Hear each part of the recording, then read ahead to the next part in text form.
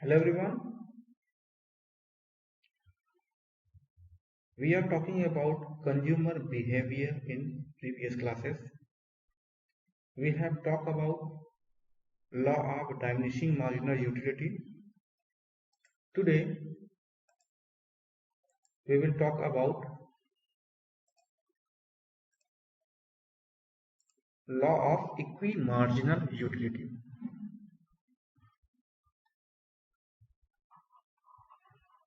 Law of equimarginal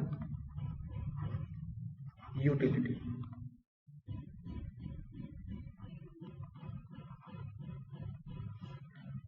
This law is also known as various name.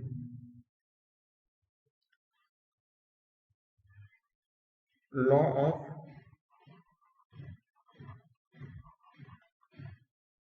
substitution,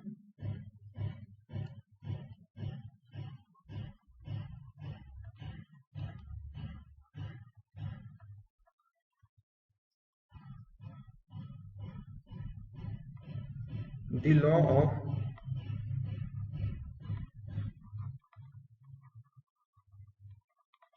maximum satisfaction. It is also known as the law of indifference, the law of indifference.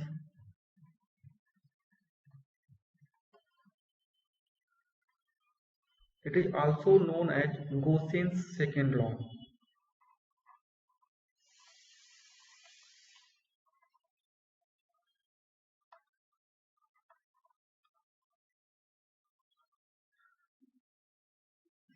Law of equimarginal utility is also known as Gaussian's second law. Gaussian's first law is known as law of diminishing marginal utility, and this one is known as law of equimarginal utility or Gaussian's second law. H. Gaussian was an economist, and firstly he proposed this law. So today we are going to talk about this law. This law is related to consumers' equilibrium with the help of cardinal approach of utility. According to this law, or according to Marshall, according to Alfred Marshall, if a person has a thing which he can put in several uses, he will distribute it in such a manner by which he can derive maximum utility from that good. According to Marshall, if a person has a thing which he can put to several uses, he will distribute it among these uses in such a way that it has the same marginal utility in all.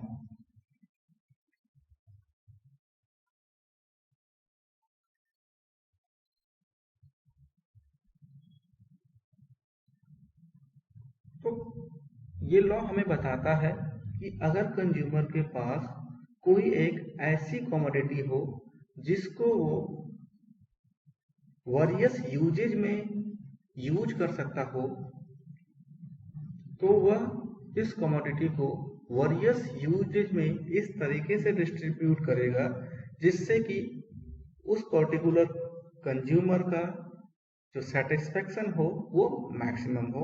ये martial ने इस law के बारे में बताया। तो हम इस लॉ को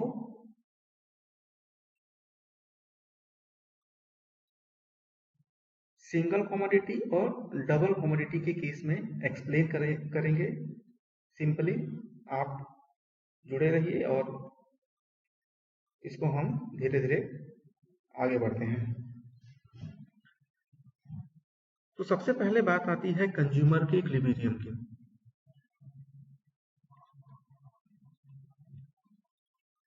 कंज्यूमर के इक्विलिब्रियम की, एक कंज्यूमर को कब इक्विलिब्रियम में कहा जाएगा? तो जब कंज्यूमर इक्विलिब्रियम में तभी होगा जब उसका सेटिस्फैक्शन क्या हो? मैक्सिमम हो।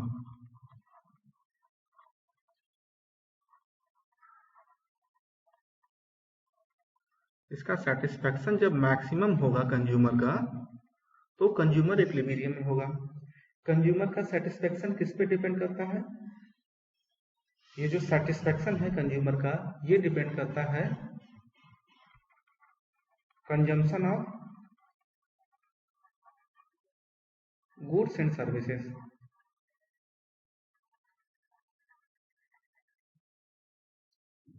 जब गुड्स एंड सर्विसेज को कंज्यूम करता है तो उसे यूटिलिटी मिलती है।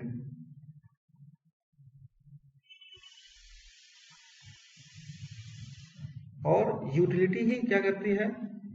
हमारे नीड्स को सेटिस्फाई करती है। तो कंज्यूमर हमारा इक्विलिब्रियम में तब होगा जब उसका सेटिस्फैक्शन मैक्सिमम होगा।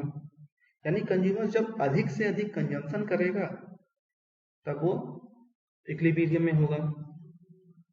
लेकिन कंज्यूमर अधिक से अधिक सेटिस्फैक्शन प्राप्त करने के लिए उसके पास इनकम होनी चाहिए। अगर इनकम है उसके पास, अगर इनकम की बात ना हो तो कंज्यूमर की जो वांट है वो अनलिमिटेड है। वो बहुत अधिक अपने पास गुड्स एंड सर्विसेज को रखना चाहेगा, लेकिन उसकी इनकम क्या है? लिमिटेड है। तो उस लिमिटेड इनकम को कंज्यूमर अपनी अनलिमिटेड वांट को पूरा करने में किस तरीके से डिस्ट्रीब्यूट करेगा, यही कंज्यूमर का स्वभाव होता है, कंज्यूमर का बिहेवियर होता है। और वो अपनी लिमिटेड इनकम को वेरियस नीड्स पर इस तरीके से कंज्यूम करेगा कि उसका सेटिस्फैक्शन मैक्सिमम हो।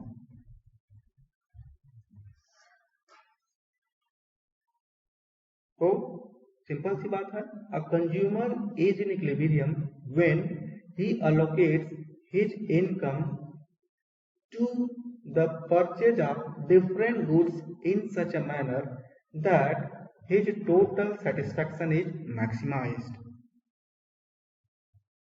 तो हम इसी law of equi marginal utility के आधार पे हम ये देखेंगे कि किस तरीके से कंज्यूमर अपने सेटिस्फैक्शन को मैक्सिमाइज करता है। तो law of marginal equity, marginal utility हमें ये बतलाएगा कि कंज्यूमर को कितनी गुड्स कंज्यूम करनी चाहिए कि वो सेटिस्फैक्शन में हो। तो यहाँ पे जो क्वेश्चन है, ये हमारा ऑब्जेक्टिव आता है कि how much of a commodity, how much of various commodities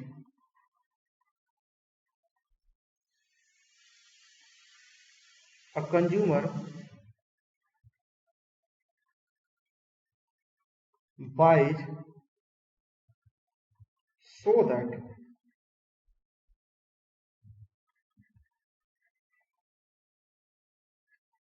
that he maximizes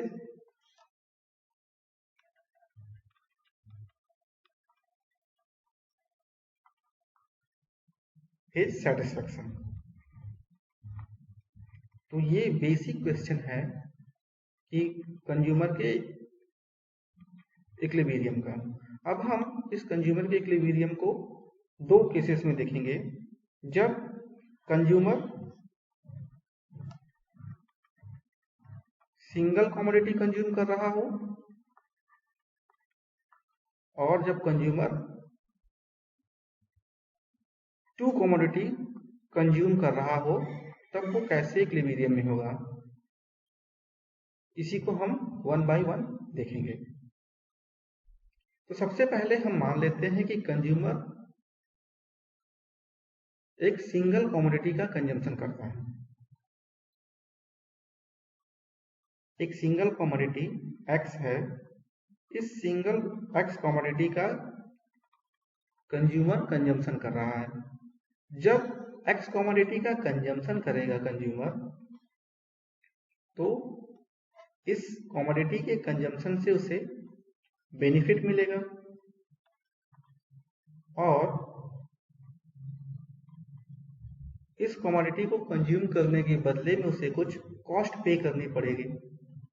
तो ये law of equi marginal utility कहता है कि जब ये बेनिफिट और कॉस्ट बराबर होंगे, इक्वल हो जाएंगे एक दूसरे के, तब कंज्यूमर क्या होगा, इक्विलिब्रियम में होगा। एक बार फिर से हम सुनते हैं, जब कंज्यूमर किसी एक कमोडिटी का कंजम्पशन करता है तो वो इक्विलिब्रियम में कब होगा, हम इसकी बात कर रहे हैं law of equi marginal utility के अंतर्गत। जब हमने ये एज्यूम कर लिया कि कंज्यूमर एक कमोडिटी एक्स का कंजम्पशन कर रहा है, ये सिंप्लिसिटी के लिए भी एज्यूम किया हुआ है हमने। जब कंज्यूमर एक्स कमोडिटी का कंजम्पशन करेगा तो इससे उसे बेनिफिट मिलेगा और इस कमोडिटी को कंज्यूम करने के बदले में उसे कुछ कॉस्ट भी पे करनी पड़ेगी। तो law of equi marginal utility इतना कहता है कि जब एक्स से जो बेनिफिट डिराइव हो रहा है, अगर वो उस एक्स के कॉस्ट के बराबर हो जाती है, तब कंज्यूमर इक्विलिब्रियम में होगा। यानी कि इस एक्स से बेनिफिट और कॉस्ट को कंपेयर करेगा। जब दोनों इक्वल हो जाएंगे तभी क्या होगा, कंज्यूमर आपका इक्विलिब्रियम में होगा। यानी कि ये इस बेनिफिट और इस कॉस्ट को कंपेयर कर रहा है कंज्यूमर। जब कॉस्ट और बेनिफिट एक दूसरे की इक्वल हो जाएंगे तब कंज्यूमर आपका इक्विलिब्रियम में होगा। ये जो बेनिफिट है आपका, ये मेजर की जा रही है आपकी यूटिलिटीज के रूप में। जब आप एक्स कमोडिटी को कंज्यूमर कंज्यूम करेगा तो उसे यूटिलिटी मिलेगी। तो जैसा कि इस लॉ के नाम से ही समझ में आता है, law of equi marginal utility, तो हम यहाँ पे यूटिलिटी को मार्जिनल यूटिलिटी के टर्म्स में यूज करके तब इस लॉ को समझेंगे।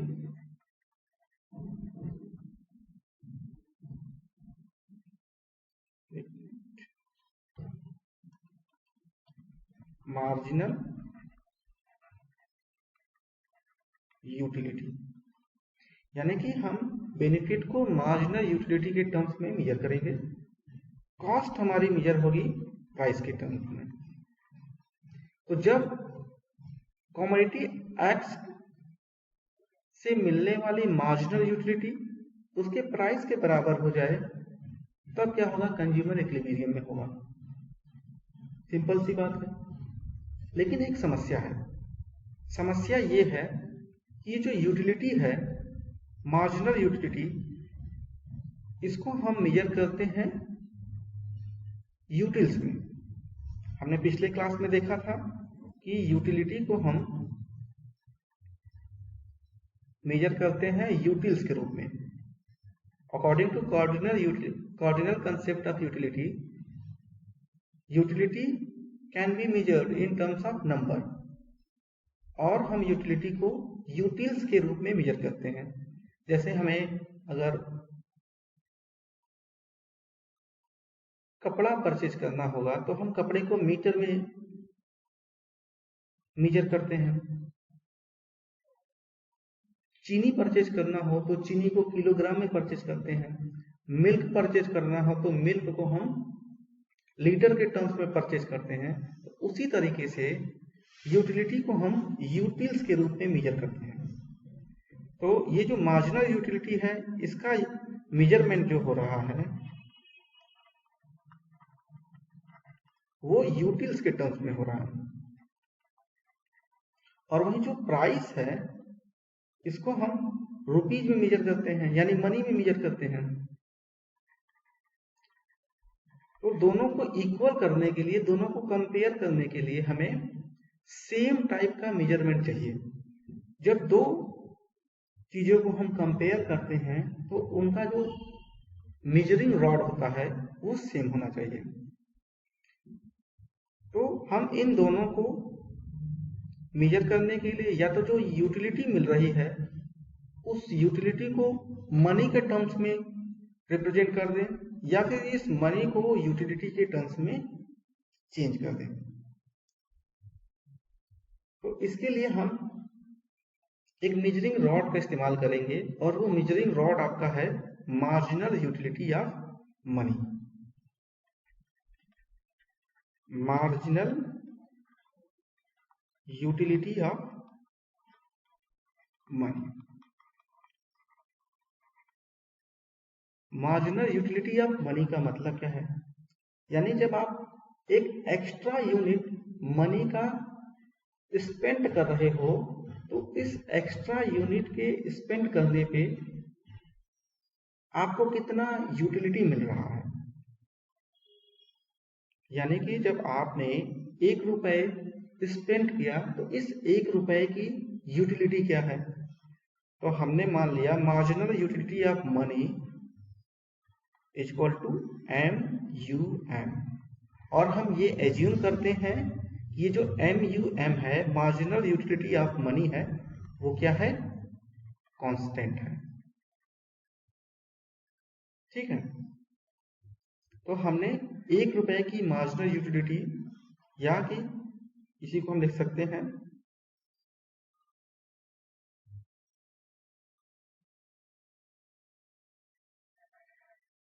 मार्जिनल या simply utility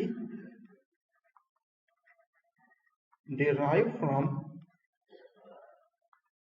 1 rupee equal to MUM, and we are also assuming it is constant, it is not changing.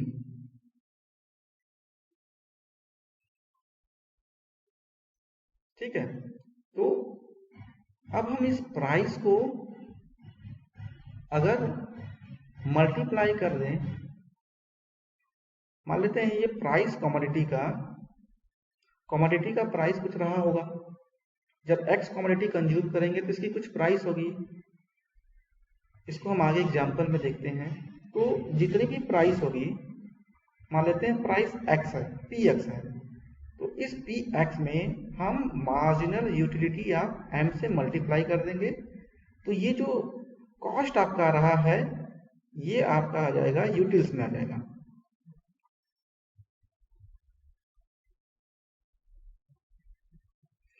तो अब क्या होगा, आपकी जो मार्जिनल यूटिलिटी है वो भी यूटिल्स में हो गई, और जो प्राइस है वो भी यूटिल्स में हो गया। तो आप अब कंपेयर कर सकते हो। जब ये दोनों बराबर हो जाएंगे तब हम कहेंगे कि हम इक्विलिब्रियम में हैं। सिंपल सा। अब इसको हम एक एग्जाम्पल के जरिए समझेंगे। अभी तो हमने ये देखा कि हम प्राइस को मार्जिनल यूटिलिटी में चेंज करेंगे, फिर एक बार हम इस मार्जिनल यूटिलिटी को प्राइस में भी चेंज करके चेक करेंगे। एग्जाम्पल से बातें और क्लियर होंगे।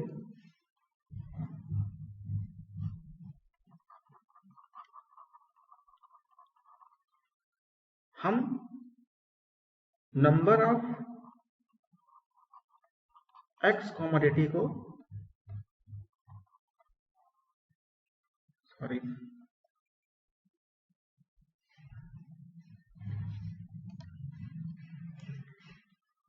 नंबर ऑफ एक्स कमोडिटी को इधर दिखा रहे हैं, फिर इस कॉलम में मार्जिनल यूटिलिटी ऑफ एक्स दिखा रहे हैं यहाँ पे।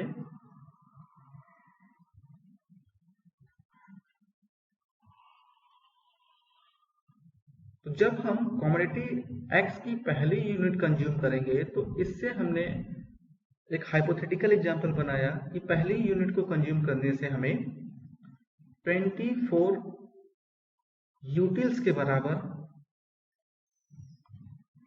यूटिलिटी मिल रही है। जब आप दूसरी कमोडिटी कंज्यूम कर रहे हैं तो इससे 20 यूटिल्स के बराबर यूटिलिटी मिल रही है, थर्ड से 16 के बराबर मिल रही है, फोर्थ से 20, फिफ्थ से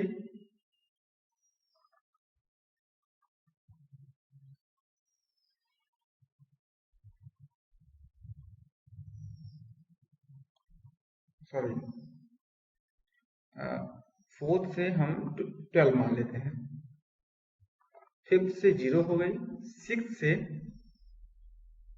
-4 हो गया। ये हमने एक हाइपोथेटिकल एग्जाम्पल माना हुआ है कि जब हम एक्स कमोडिटी का कंजम्पशन करते हैं तो पहली कमोडिटी जब कंज्यूम कर रहे हैं तो उससे हमें 24 यूटिल्स के बराबर यूटिलिटी मिल रही है, सेकेंड से 20, थर्ड से 16, फोर्थ से 12, फिफ्थ से 0 और सिक्स से -4। अब हमारा क्वेश्चन ये है कि कंज्यूमर केवल कमोडिटी एक्स को ही कंज्यूम कर रहा है, तो आप ये बताइए कि कंज्यूमर कितने यूनिट्स का कंजम्पशन करे कि उसको मैक्सिमम सेटिस्फेक्शन मिले। तो इसके लिए हमें कुछ बातों को जानना होगा। तो हम मानते हैं कि जो प्राइस ऑफ कमोडिटी एक्स है वो 4 रुपीज के बराबर है,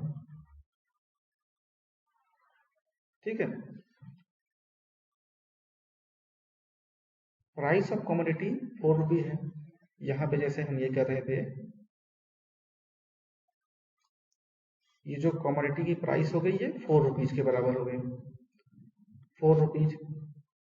अब एक चीज और अज्यूम करते हैं, ये जो मार्जिनल यूटिलिटी ऑफ मनी है ये आपकी हो गई कांस्टेंट MUM। इसको हम यहाँ पे हाइपोथेटिकली 4 के बराबर मान लेते हैं, 4 यूटिल्स के बराबर मान लेते हैं। ये हाइपोथेटिकल है, अलग अलग एग्जांपल्स में अलग अलग माना जा सकता है। यहाँ पे मैंने सिंप्लिसिटी के लिए 4 मान लिया है। तो अब कंज्यूमर इस 4 रुपीज को, यानी जो प्राइस है, इसको अब हम चेंज करेंगे यूटिल्स में। तो हमने यहाँ पे एज्यूम किया है कि utility derive from 1 rupee is equal to 4 utils. तो 4 रुपए जब आप खर्च करोगे तो कितना हो जाएगा आपका 4 इंटू 4 यानी 16 यूटिल्स। अब ये जो कॉस्ट हमारी आ रही है, इस कॉस्ट 4 रुपीज से हमें 60 यूटिल्स के बराबर यूटिलिटी मिल रही है।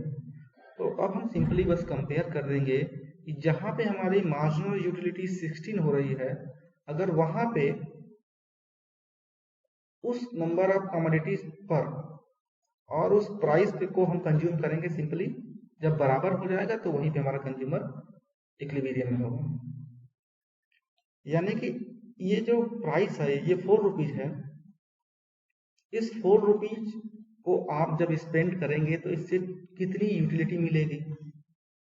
तो हम यहाँ फिर से बता रहा हूं एक बार, let marginal utility of 1 rupee equal to 4 utils. 1 रुपए की मार्जिनल यूटिलिटी 4 यूटिल्स के बराबर है, तो 4 रुपीज की मार्जिनल यूटिलिटी कितना हो जाएगी, ये हो जाएगा 4 इंटू 4 यानी 16 यूटिल्स। तो अब हम कंपेयर करेंगे। जब हम पहली कमोडिटी को परचेज कर रहे हैं तो हमने पहली कमोडिटी के कंसेप्ट में यहाँ पे एक कॉलम और बना लेते हैं और लिखते हैं मार्जिनल यूटिलिटी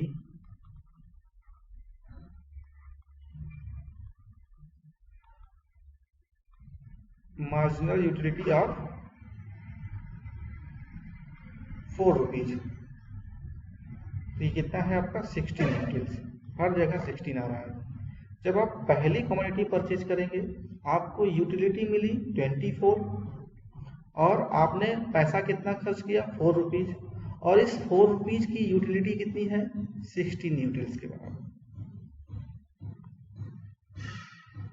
16 यूटिल्स। तो आप जितना कमोडिटी परचेज करेंगे आपको 16 यूटिल्स ही मिल रहा है। ठीक है, जब आपने पहला कमोडिटी परचेज किया तो आपको जो यूटिलिटी मिल रही है आपने जितना पैसा खर्च किया है उससे ज़्यादा मिल रही है। आपने जो पैसा खर्च किया 4 रुपीज आपने स्पेंड किया हुआ था और आपको यूटिलिटी मिल रही है 24, और 4 रुपीज की यूटिलिटी कितनी है 16 के बराबर है। तो कंज्यूमर पहली कमोडिटी को परचेज करेगा। दूसरी कमोडिटी के बारे में बात करते हैं। दूसरी कमोडिटी जब वो परचेज कर रहा है, दूसरा यूनिट परचेज कर रहा है एक्स कमोडिटी का, तो 20 यूटिल्स के बराबर यूटिलिटी मिल रहा है और उसकी कॉस्ट कितनी आ रही है 4 रुपीज, और 4 रुपीज की यूटिलिटी कितनी है 16 यूटिल्स के बराबर। यानी कि जो सेकेंड यूनिट से यूटिलिटी मिल रही है वो प्राइस से ज्यादा है।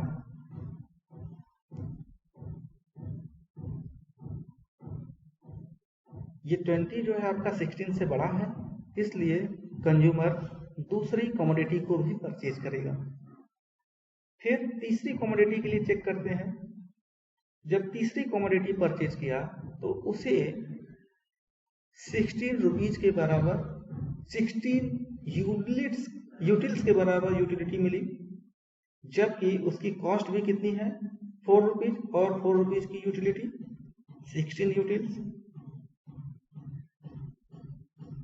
यानी ये दोनों इक्वल हो जा रहा है। तो वो थर्ड कमोडिटी को भी परचेज करेगा।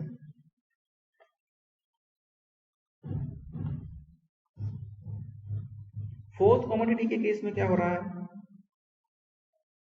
फोर्थ कमोडिटी जब वो परचेज कर रहा है तो यूटिलिटी मिल रही है 12, जबकि इस फोर्थ कमोडिटी की प्राइस भी कितनी है 4 रुपीज है, और 4 रुपीज से जो यूटिलिटी मिलती है वो 16 है। यानी यहाँ utility of 4 rupees is greater than utility derive from fourth unit of x, तो वो इस कमोडिटी को कंज्यूम नहीं करेगा। फिफ्थ के केस में क्या है, उसे कोई भी यूटिलिटी नहीं मिल रही है, जबकि उसे 16 यूटिल्स के बराबर कॉस्ट पे करना पड़ रहा है। सिक्स्थ यूनिट में -4, सिक्स्थ यूनिट के कंजम्पशन से -4 मिल रहा है और यूटिल्स कितना है 16 है। कॉस्ट उसकी 16 यूटिल्स के बराबर है। तो सीधी सी बात है कि कंज्यूमर एक रैशनल है, कंज्यूमर रैशनल है, तो वो कंपेयर करेगा जहां पर मार्जिनल यूटिलिटी ऑफ एक्स और marginal utility of money equal हो गई, वहीं पर वो इक्विलिब्रियम है।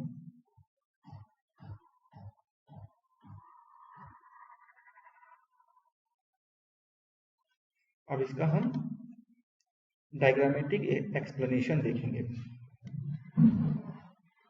तो एक्स एक्सिस पे हम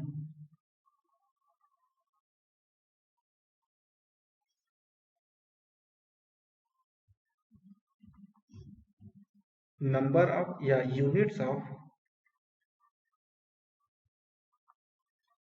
एक्स कमोडिटी को दिखाएंगे और इधर मार्जिनल यूटिलिटी को रिप्रेजेंट करेंगे। तो मार्जिनल यूटिलिटी हमारा थे 0, 4, 8, 12, 16,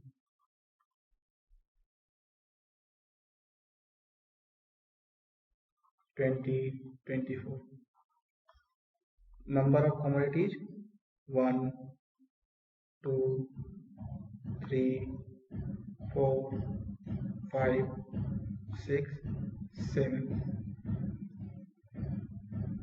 तो ये जो यूटिलिटी मिली है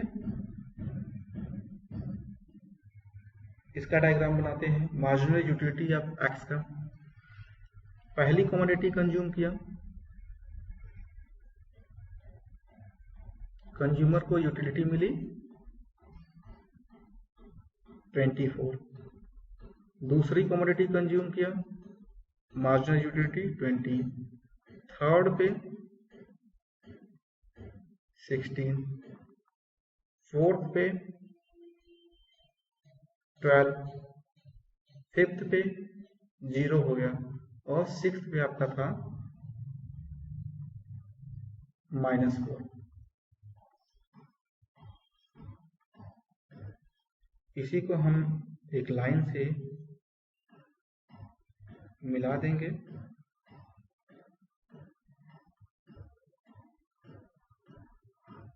तो यही हमारा क्या हो जाएगा, मार्जिनल यूटिलिटी ऑफ एक्स। अब हमने मार्जिनल यूटिलिटी ऑफ एक्स को दिखा दिया। अब इस प्राइस ऑफ कमोडिटी एक्स जो कि 4 रुपीज था और इसको हमने यूटिल्स के टर्म्स में मेजर किया था 16 यूटिल्स के बराबर, इसे दिखाते हैं। तो 16 आपका यहां पे हो जाएगा,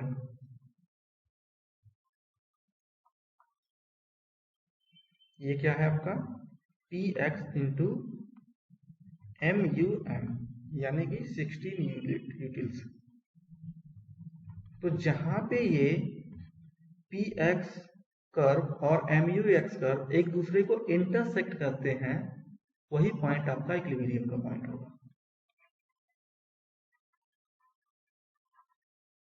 पॉइंट ऑफ इक्विलिब्रियम।